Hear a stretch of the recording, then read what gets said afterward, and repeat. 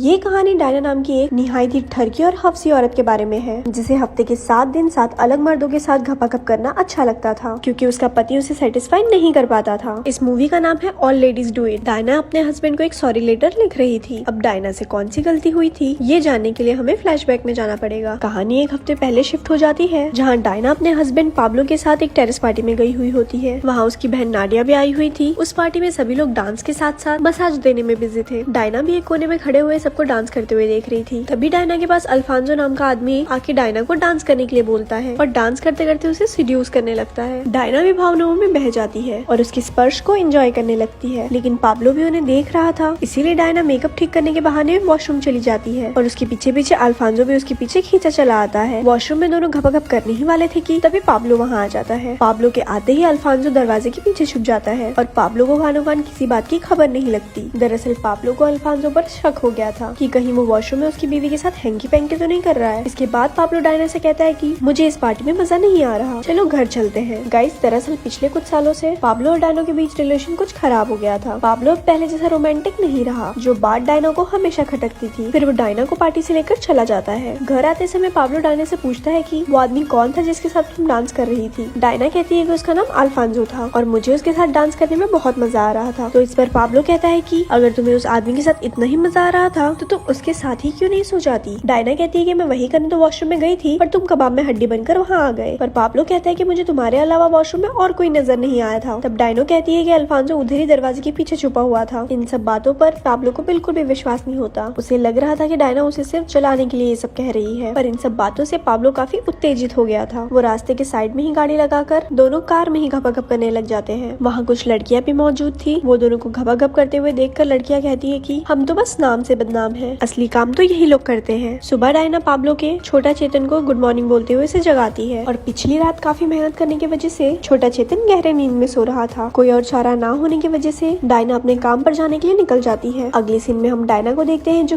कि एक भीड़ भाड़ वाली बस में खड़ी खड़ी सबके साथ हंसी मजाक कर रही होती है। तभी उसका स्टॉप आ जाता है और वो अंडरगारमेंट वाली स्टोर में चली जाती है, जहाँ वो सेल्स एग्जीक्यूटिव की जॉब कर रही थी। उस स्टोर में एक लेलो नाम की लेडी भी काम करती थी। उसके बाद शोरूम का मैनेजर वहाँ आता है और लेलो को अपने ऑफिस में ले जाके उसकी लेने लगता है। काम खत्म होने के बाद डायना लेलो से पूछती है कि तुम सीईओ के साथ ये सब कैसे कर लेती हो, वो तो दिखने में भी कुछ खास नहीं है। तो लेलो कहती है कि सिर्फ अच्छा दिखने से कुछ नहीं होता, मुझे सीईओ के टेक्निक्स बहुत अच्छे लगते हैं। तभी सीईओ वहाँ डायना से आके कहता है कि तुम्हारी बहन नाडिया तुमसे मिलने आई है। नाडिया डायना को बताती है कि वेनिस में उसकी आंट का देहांत हो चुका है और उसे उनकी मैयत में जाना पड़ेगा। डायना कहती है कि तुम भी तो जा सकती हो। तो नाडिया कहती है कि मैं नहीं जा सकती, मुझे अपने जिम को संभालने से ही फुर्सत नहीं है। फिर डायना कहती है कि मैं भी अपनी काम छोड़कर नहीं जा सकती हूँ, क्योंकि मेरा मैनेजर छुट्टी नहीं देगा। तभी सिलियो वहाँ आता है और डायना से कहता है कि तुम आराम से अपनी आंट के फ्यूनरल में जाओ और यहाँ की बिल्कुल टेंशन मत लेना। नाडिया कहती है कि हाँ बिल्कुल, और हाँ मैं तुम्हारे हस्बैंड का भी ख्याल रख लूंगी, उसकी फिक्र करने की कोई जरूरत नहीं है। अब अगले दिन डायना वेनिस जाने वाली थी, इसलिए रात को पाब्लो उसके साथ जाने से पहले घपाघप करना चाहता था। लेकिन पाब्लो को भी एक परेशानी थी, जब तक उसे मोटिवेशन नहीं मिलता है तब तक उसका छोटा चेतन खड़ा ही नहीं हो पाता था। इसलिए वो और डायना टीवी में डॉक्टर स्ट्रेंजर्स लगा के देखने लगते हैं। वीडियो देखने के दौरान पाब्लो डायना से पूछता है कि अगर तुम उस लेडी की जगह होती तो क्या तुम उस डॉक्टर के साथ घपाघप कर लेती। तो डायना कहती है कि डिपेंड करता है, अगर डॉक्टर यंग होता तो वो जरूर उसके साथ करने के लिए तैयार हो जाती, और अगर डॉक्टर कोई बुढ़ा होता तो वो नहीं करती। इतना सुनते ही पाब्लो एकदम चार्ज हो जाता है और दोनों सोफा तोड़ने लग जाते हैं। अगले दिन डायना वेनिस जाने के लिए निकल जाती है। अपनी आंट के फ्यूनरल के बाद उसे एक मीटिंग में बताया जाता है कि मरने से पहले उसकी आंट ने उसके अपार्टमेंट को उसके नाम करवा दिया है। ये सुन के डायना की खुशी का ठिकाना नहीं रहता है। उस मीटिंग में मार्को नाम का एक शख्स भी मौजूद था। वो डायना की खूबसूरती देख के उसके ऊपर लट्टू हो जाता है। तो डायना भी उसे चाय पीने के लिए अपने घर पर आने को इनवाइट करती है। उसी वक्त मार्को की गर्लफ्रेंड आके उसे कहती है कि मार्को अभी नहीं जा सकता है, उसे रात में मेरे साथ डिनर करना है। फिर मार्को अपनी गर्लफ्रेंड नोरा से कहता है कि तुम रात के डिनर का बंदोबस्त करो, तब तक मैं डायना के साथ चाय पी कर आता हूँ। चाय तो बस एक बहाना था, असल में मार्को डायना के साथ घपाघप करने की फिराक में था और डायना भी रेडी थी। दोनों से इंतजार भी नहीं हो पाता और वहीं कोने में जाकर दोनों चुम्मा चाटी करने लग जाते हैं। डायना कहती है कि पब्लिक प्लेस पे ये सब करना ठीक नहीं होगा, चलो मेरे घर चलो, वहाँ जाकर खुटरगू करेंगे। लेकिन शाम हो चुकी थी और मार्को को डिनर के लिए लेट हो रहा था, इसलिए वो डायना से दोबारा मिलने का वादा करके वहाँ से जल्द चले जाता है। इसके बाद डायना सीधा अपनी आंट के अपार्टमेंट में पहुँचती है, जो कि अब उसके नाम हो चुका था। वहाँ कमरे में डायना को उसकी आंट की फोटोज और वो वाली वीडियोस मिलती है, जिसे देखने के बाद डायना को अपनी आंट के बारे में सब कुछ पता चल जाता है। फिर वो पाब्लो का हालचाल पूछने के लिए उसे फोन घुमाने लगती है। तभी उसे अचानक अल्फांसो की याद आ जाती है, जो कि वेनिस में ही रहता है। डायना के पास अल्फांसो का नंबर भी था। बिना समय गवाए वो अल्फांसो को फोन लगाती है और और मिलने के लिए कहती है। अल्फांसो कहता है कि तुम मेरे घर पर आ जाओ, साथ में मिलकर लूडो खेलेंगे। डायना उसी वक्त बन ठन के अल्फांसो के बताए हुए पते पर पहुंच जाती है, जहाँ पर अल्फांसो उसके आने का बेसब्री से इंतजार कर रहा था। डायना के आते ही वॉशरूम की अधूरी कहानी पूरी करने के लिए अल्फांसो उसे बेडरूम तक लेके जाता है, जहाँ दोनों जमकर पलंग तोड़ते हैं। अगले सीन में हम देखते हैं कि डायना वेनिस से वापस अपने हस्बैंड के पास आ चुकी थी और उसे वेनिस में हुए कांड के बारे में बता रही होती है। हमेशा की तरह डायना की बातें पाब्लो को मजाक लग रही थी। उसे लगता था कि डायना सिर्फ उसे उत्तेजित करने के लिए मनगढ़ंत कहानी बना रही है, लेकिन तभी उसकी नजर डायना के गर्दन के लव बाइट पर पड़ती है। उस लव बाइट को देखते ही पाब्लो को यकीन हो जाता है कि डायना वेनिस से अपना तबला बजवा कर आ रही है और साथ ही साथ उसे डायना की अब तक बताई हुई सारी कहानियां भी समझ आ जाती है। अब तक पाब्लो को यही लग रहा था कि डायना उसके साथ मजाक कर रही है, पर सच्चाई जानने के बाद वो डायना को एक जोरदार चमाट मार देता है। इस बात की वजह से दोनों की शादीशुदा जिंदगी में एक दरार पड़ जाती है। अगले दिन डायना अपनी बहन नाडिया को इस बारे में बताती है। नाडिया कहती है, जब सब कुछ ठीक ठाक ही चल रहा था तो तुम्हें पाब्लो को ये सब बताने की क्या जरूरत पड़ गई। इस पर डायना कहती है कि मैंने उसे कुछ भी नहीं बताया है, उसने ही मेरे गर्दन के लव बाइट को देख के सब कुछ समझ लिया। तो नाडिया कहती है कि जो हुआ सो हुआ, अब 2 पैग मारो, उस गांडू को भूल जाओ, लड़कों की कमी थोड़ी है। पर डायना अपने हस्बैंड को सच में बहुत प्यार करती थी और अब तक जो वो कर रही थी वो दरअसल उसकी फैंटेसीज थी। नाडिया कहती है कि ठीक है, मैं पाब्लो से एक बार बात करके सब कुछ ठीक करने की कोशिश करती हूँ। इसके बाद नाडिया पाब्लो के घर जाती है। गाइस, दरअसल नाडिया के मन में पहले से ही पाब्लो को लेकर फीलिंग्स थे। उसके घर पहुंचकर वो अपनी खूबसूरती की जाल में पाब्लो को फंसाने की कोशिश करती है, लेकिन पाब्लो नहीं फंसता। वो भी डायना से बहुत प्यार करता था। गुस्सा होकर नाडिया वापस लौटती है। वो डायना को पाब्लो के बारे में सब उल्टा बताती है और उसका मूड ठीक करवाने के लिए उसे एक कार राइड पे लेके जाती है। नाडिया, डायना और उसका एक दोस्त एक रोड साइड पार्टी में पहुंचते हैं, जहाँ कई सारे लड़का लड़कियां डांस को छोड़कर बाकी सब करने में बिजी थे। डायना बारटेंडर के पास जाके एक ड्रिंक बनाने को बोलती है। वो बारटेंडर डायना की ड्रिंक में एक गोली मिला देता है। पूछने पे वो डायना से कहती है कि वो बाबा बंगाली का एक स्पेशल गोली है, तुम्हें बहुत मजा आएगा। और होता भी कुछ ऐसा ही है। ड्रिंक पीते ही डायना अपना होश खो बैठती है और एक टीनेज लड़के को अपने साथ एक कोने में ले जाके उसके साथ घबाघब करने लगती है। उस गोली का असर इतना ज्यादा था कि डायना 4 और लड़कों के साथ जाके डांस करने लगती है, पर वो लड़के डांस छोड़ के बाकी सारी चीजें करना अच्छे से जानते थे। तभी डायना अपने हस्बैंड पाब्लो को कॉल लगाती है और उसे कहती है कि मैं यहाँ अभी 4 लड़कों के साथ एंजॉय कर रही हूँ और बहुत ज्यादा खुश हूँ, तो मुझे इतना खुश कभी नहीं कर पाओगे। और इसके साथ साथ वो और भी बहुत कुछ पाब्लो को सुना देती है। यहाँ से सीन सीधे मूवी के स्टार्टिंग वाले सीन में शिफ्ट होता है, जहाँ हम डायना को पाब्लो के लिए एक सॉरी लेटर लिखते हुए देखते हैं। पिछली रात का नशा उतरने के बाद डायना को रियलाइज हो गया था कि उसने जो पाब्लो के साथ किया वो गलत था। उधर पाब्लो को भी डायना की याद सताने लग गई थी। सीन चेंज होता है और हम डायना को अंडरगारमेंट वाले शॉप में काम करते हुए देखते हैं। उसी वक्त सिव्या अपने नीस के साथ वहाँ आता है और लेलो को उसके लिए नया अंडरगारमेंट दिखाने के लिए कहता है। तभी सिव्यो की नजर डायनो पे पड़ती है और उसे काफी उदास देख के वो पूछता है कि आखिर बात क्या है। तो डायना भी उसे सब कुछ बता देती है, जिसे सुनने के बाद सिव्यो उसे रेस्ट करने के लिए अपने ऑफिस में ले जाता है। वहाँ सिव्यो बातों ही बातों में डायनो को उकसाने लगता है और डायनो भी बहानों में बहने ही वाली होती है कि तभी पाब्लो वहाँ आ जाता है। मतलब भाई साहब हमेशा ही सही टाइम पे एंट्री मारते हैं। पाब्लो के आते ही डायना उसके पास जाके अपने करतूतों के लिए माफी मांगने लगती है। पाब्लो ने भी उसकी सारी गलतियों को माफ कर दिया था। डायना पाब्लो से प्रॉमिस करती है कि वो अब ऐसा काम कभी नहीं करेगी। फिर दोनों घर पहुँचते हैं और पलंग तोड़ने लग जाते हैं और इसी तरह ये मूवी यहीं खत्म हो जाती है। ऐसे ही और स्टोरी सुनने के लिए हमारे पेज को लाइक करें। धन्यवाद।